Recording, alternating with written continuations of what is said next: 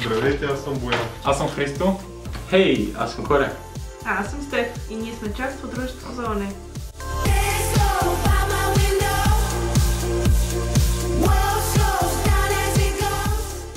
И това е първото видео, част от нашата поредица, посветена на Международните дни на ОНЕ.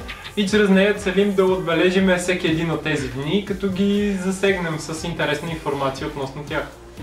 През годината ще отбележим теми като, например, Деня на свободата на словото, Деня на щастието и Деня на толерантността. А вие може да опитате, защо го правим ние? Правим го, за да може тези дни да ни подсещат повече от веднъж годишно за темите, които засягаме. Теми за жените в науката, за толерантността и за свободата на словото.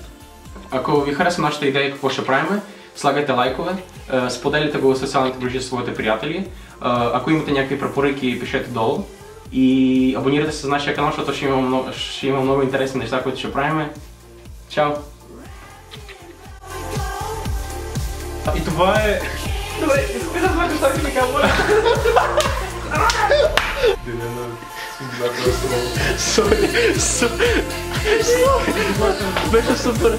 Ако ви харесва нашите клипчета, слагайте лайковете.